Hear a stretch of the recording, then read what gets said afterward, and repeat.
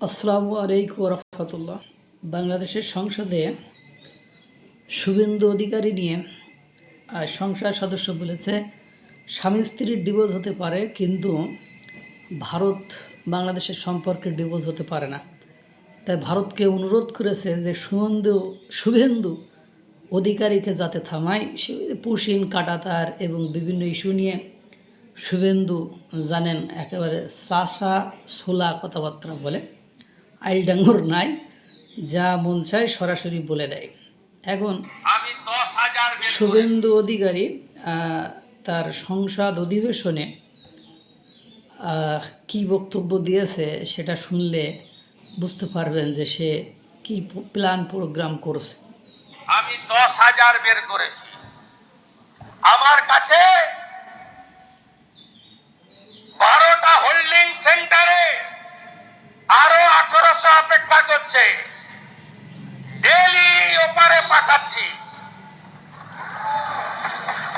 থাকবে না কেউ, নিশ্চিন্ত থাকুন, আপনারা থাকবেন। ধরো আর বিএসএফ কে দাও, নো জেল। আমাদের টাকাতে অন্নপূর্ণা যোজনা হবে, প্রধানমন্ত্রী সূর্য ঘর হবে, বার্ধক্য ভাতা বিধবা ভাতা বাড়বে, বেকার যুবক যুবতী চাকরি পাবে, ভাঙা স্কুলটাকে সোজা করব, পানীয় জলের আরো ব্যবস্থা করব। কিন্তু ওই লোকগুলোকে জেলের খাওয়ার কাপড় ওষুধ দিতে পারবো না। আমি 10,000 বের করেছি। আমার কাছে 12টা হোল্ডিং সেন্টারে আরো 1800 অপেক্ষা করছে। ডেলি ওপারে পাঠাচ্ছি। থাকবে না কেউ, নিশ্চিন্ত থাকুন, আপনারা থাকবেন।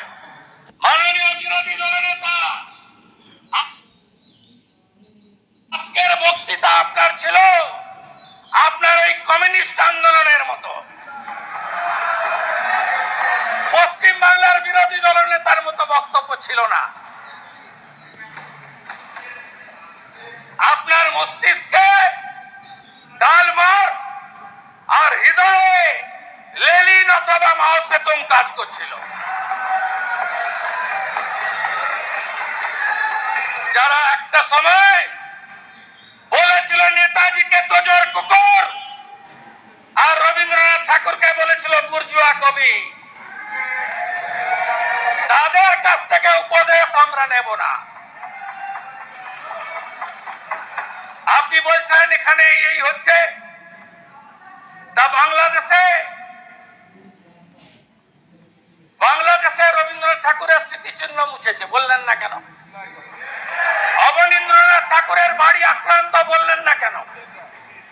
সত্যজিৎ রায়ের বাড়ি আক্রান্ত, বললেন না কেন? অসংখ্য তালিকা আছে, লম্বা লিস্ট।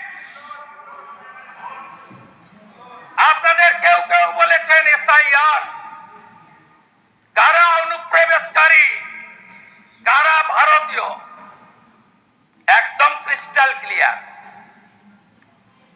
কারা অনুপ্রবেশকারী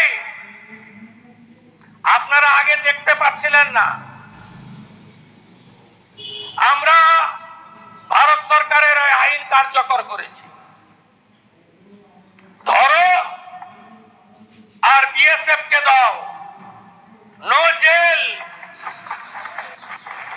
আমাদের টাকাতে অন্নপূর্ণা যোজনা হবে, প্রধানমন্ত্রী সূর্য ঘর হবে, বার্ধক্য ভাতা বিধবা ভাতা বাড়বে, বেকার যুবক যুবতী চাকরি পাবে, ভাঙা স্কুলটাকে সোজা করব, পানীয় জলের আরো ব্যবস্থা করব। কিন্তু ওই লোকগুলোকে জেলের খাওয়ার কাপড় ওষুধ দিতে পারবো না। আমি আপনার কাছে হিসাব পাঠিয়ে দেব। কোন ভারতীয়র দুশ্চিন্তা নেই, কোন ভারতীয়কে এতটুকু চিন্তা করতে হবে না। তিনি যে ধর্মের হন, যে সম্প্রদায়ের হন, যে দলেরই হন, সিএ এর আওতায় যারা আসেননি, বাকি যারা ঢুকে পড়েছেন, এখনো অবধি আমি 10,000 বের করেছি। আমার কাছে কথাগুলো শুনলেন, শুভেন্দু অধিকারী ঘটাচ্ছেটা কি?